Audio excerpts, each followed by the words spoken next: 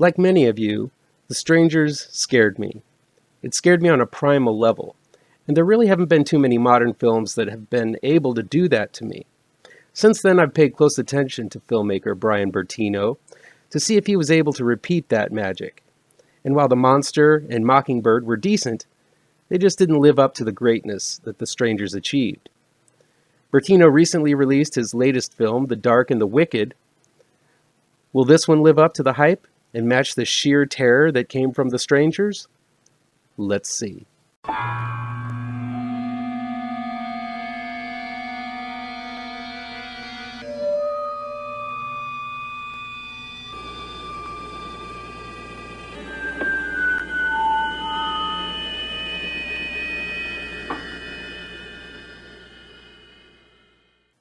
Welcome back to ML Miller Frights, a part of the Kings of Horror Network. I'm ML Miller. While you might be watching this video on the Kings of Horror Network, I urge you to click over to my ML Miller Frights page and give it a like, share with your buddies across the electronic superhighway, click subscribe to this channel, and don't forget to ring that bell for notifications. Please get the word out to new folks so we can make the Kings of Horror Network, as well as ML Miller Frights, bigger and better. Be on the lookout for a new Kickstarter campaign for an anthology I participated in called Nightmare Theater. This is a collection of short horror stories made by a whole gaggle of talented souls. The project is being helmed by David Schrader and Clay Adams. I paired up with my pirouette artist extraordinaire Carlos Granda for a morbidly fun morality tale to filmgoers who dare break the rules of common courtesy in the wrong theater. If you're interested in fun, scary, and gory horror, please support the Nightmare Theater Kickstarter campaign.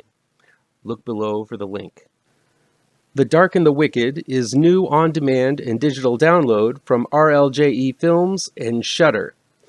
It's directed by Bryan Bertino and written by Bryan Bertino as well. While it sounds like a horror western, The Dark and the Wicked tells the modern-day tragedy of Louise, Marin Ireland, and Michael Abbott Jr., who return to their childhood farmhouse to help their mother, Julie Oliver Touchstone, care for their ailing father, Michael Zaxt. It appears that father is seeing his last days, and the two siblings return to mainly be there to console their mother and help out with whatever the large sheep farm needs. But beyond arriving at the home, it is apparent that a dark pall has fallen over the house. Their mother is depressed and barely speaks, only doting to their father's every need with the help of their superstitious nurse, played by Lynn Andrews. Mother tells the two that they shouldn't have come and warns them of dark things afoot in the home. When a sudden death occurs, Louise and Michael are both hit with the grief of losing a parent, but also a dark and wicked force that is looking to devour the souls of the entire family. The Dark and the Wicked is going to hit viewers who have lost a loved one to a long-term illness hard. The death of a loved one is a devastating thing. Even though one might be sick for a long time, the shock of having them gone is never easy.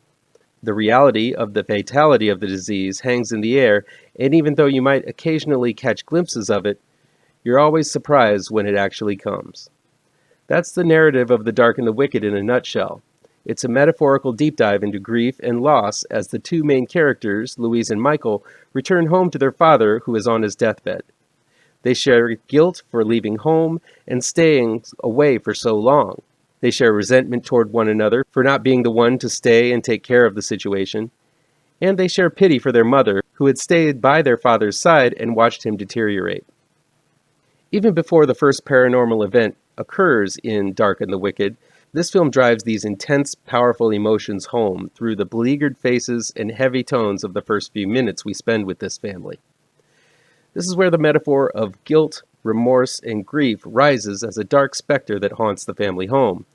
The mother is obviously suffering from depression. She's zombie-like and lifeless when she talks with her son and daughter.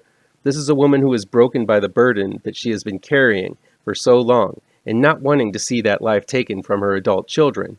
She wants them to leave and warns them of the grave circumstances of staying. When they don't leave, tragedy strikes, and the film handles this horror in an equally heavy tone.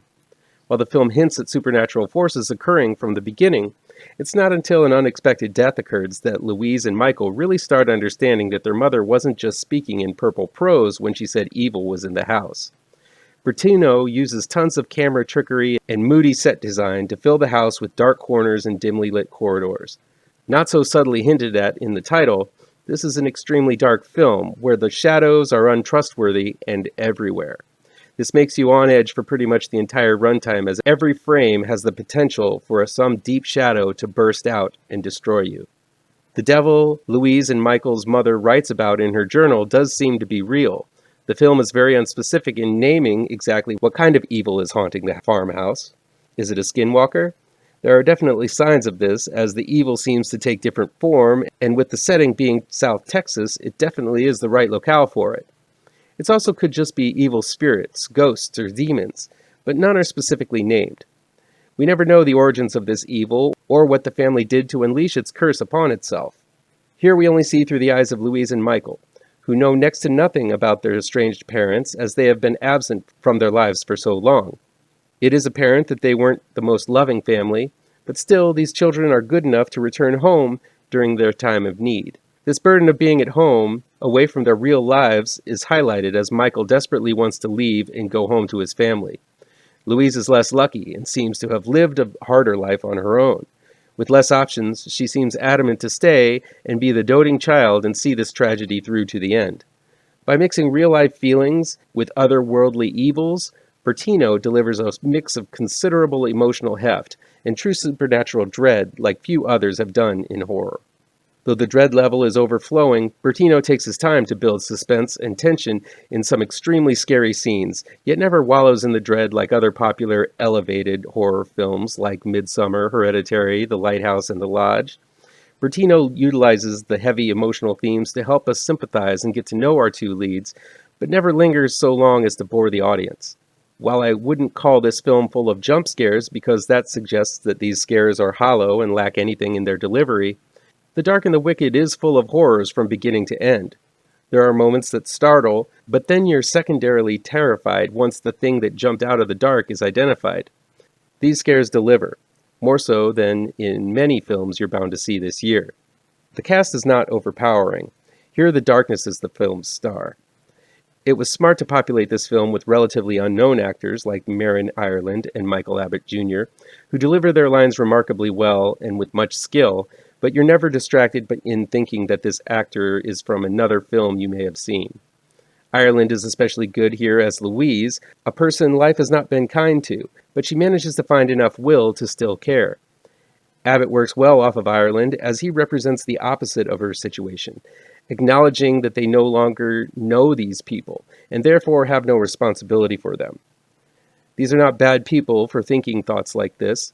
They're real people reacting in a very real way to an emotionally harrowing situation, and also a supernaturally evil one.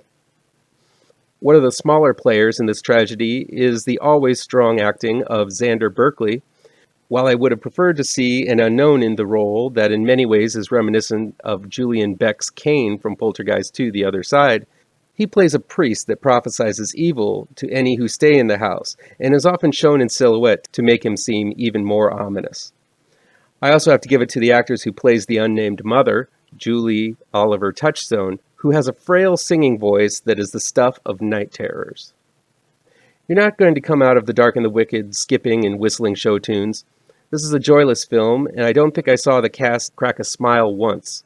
Though it's permeated with dread from beginning to end, Bertino's The Dark and the Wicked didn't feel extraneous or overwrought. It's a thorough and effective descent into the darkest feelings one can have as an adult. It's patient, but potent in the delivery of the scares it makes you wait for.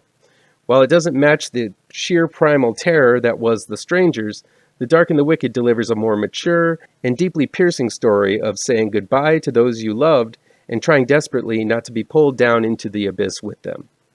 That'll be it for today. Please chime in the comments and let me know what you think of this video, how on the nose or mind-numbingly wrong I am, or you can counter with your own review. If you like this video, please pound that thumbs up button. Share this video with your social media addicted pals. If you're looking for written reviews, you can find them on mlmillerwrites.com. Don't forget, I have 2 new horror comic book trade paperbacks you should look for. GRAVETRANCERS is out right now, and Pirouette, collecting never-before-published issues, will be out in November 18th in only the finest of comic book stores. And be sure to subscribe to this channel and ring that bell for alerts to be the first to see my future videos. Thank you so much for your time, and take care.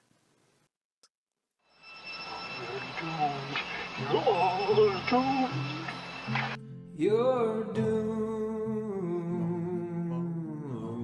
to live the life you're meant to be, stuck inside your